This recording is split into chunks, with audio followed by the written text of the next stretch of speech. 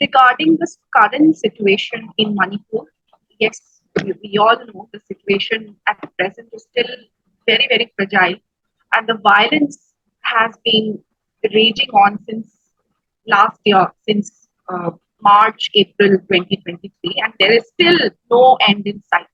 But what we have often seen in the mainstream media platforms is the way in which this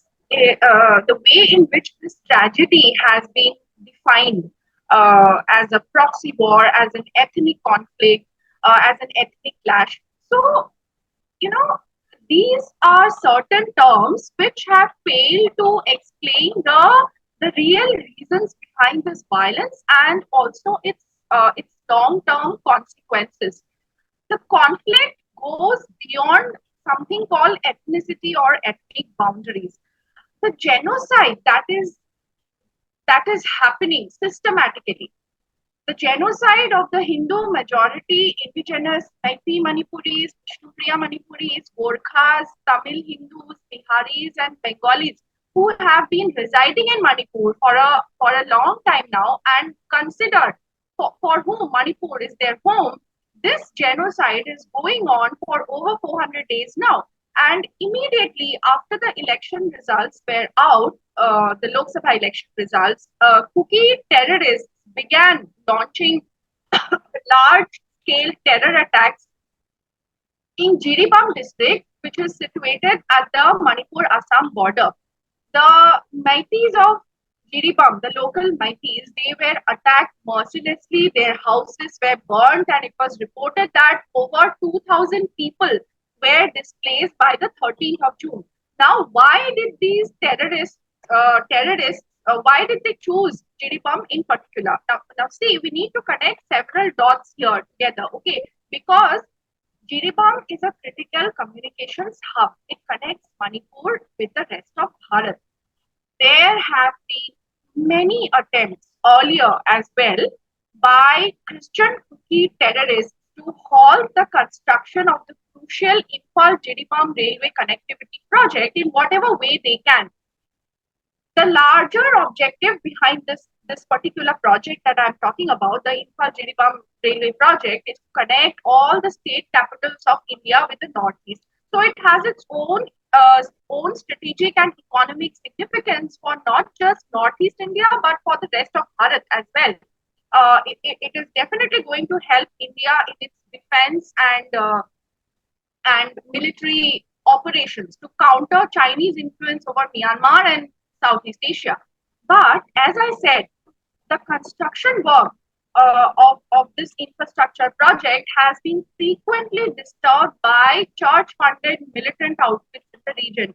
Many engineers, technicians, supervisors involved in this project from different parts of the country, they have been shot, they have been kidnapped, they have been killed by unknown miscreants. So militancy is a it was always a major security concern in Jiribam, and especially for these site engineers and supervisors uh, uh, who, who are being threatened by threat calls, messages. They are being attacked, firing. They are kidnapped for ransom. So as a result of these and several other such criminal cases of abduction of railway workers, supervisors, and engineers from the project sites, panic workers have already fled these places. Now, Manipur, as we all know, keeping Jiribam in mind, Manipur is a sensitive border state of Bharat uh, that constitutes the gateway to the Southeast Asian continent. And since it is a landlocked state for the audience who might not be aware, Manipur is a landlocked state and its very existence depends upon territories that pass through the Christian tribal dominated areas. And these areas are all militancy infested. They are infested with militants. So the objective of the anti-India forces is very, very clear: to divide India, to destabilize Bharat on all the possible fault lines that they can, so so that they can stop our economic progress. So if we see, then we will be able to understand that all these major infrastructure and connectivity projects that not only connect the northeast with the rest of Bharat but also facilitate connectivity between Bharat and Southeast Asia, such as the India-Myanmar Thailand Trilateral Highway, the Kaladan Multimodal Transit and Transport Project, they all pass through Manipur. So we can therefore understand how a disturbed and destabilized Manipur, if Manipur continues to remain disturbed and destabilized, it clearly benefits the anti-India hostile forces. The people who instigated this violence, the instigators of this violence that began more than a year ago, last year in March, April 2023, the people who instigated this violence, the perpetrators, I mean, they know very well how to establish their hold over the war of narratives. And they are doing exactly that now. They know it very well that the moment they play the victim card, all their crimes and antisocial and anti-legal activities that they are engaged in, all of that will be whitewashed and overlooked by the Indian state. They also know this fact very well that our intelligence, the Indian state, and as well as the army cannot initiate any strong action against them. Why? For the obvious fear of being labeled as anti-minority. By whom? By the Western powers and of course their well-funded, powerful lobbies. So in this way, they have ensured the safety and security of the drug economy and various other illegal cartels that they run in Manipur, especially in the border districts like Chudachandpur. So it is very important, therefore, to dissect the so many different hidden layers of this conflict in order to arrive at a holistic understanding of the issue. The perpetrators of this violence today, it would not be an exaggeration to say that today they are able to exercise their control and domination over all spheres of human activity in the border districts of Manipur, especially because of the fact that either the Indian state is non-existent in these areas or the state is too afraid to venture into these regions for the obvious fear of being labeled as anti-minority or for being targeted on the ground of violation of minority rights.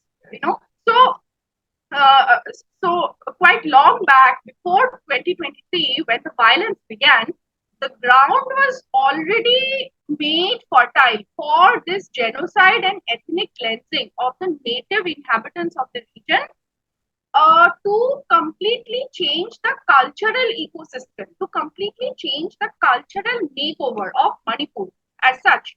Because after that, after this genocide is complete, it is going to be a homogeneous population with a homogeneous religious identity, and these people can then be easily influenced by the calls for separatism and separate administration.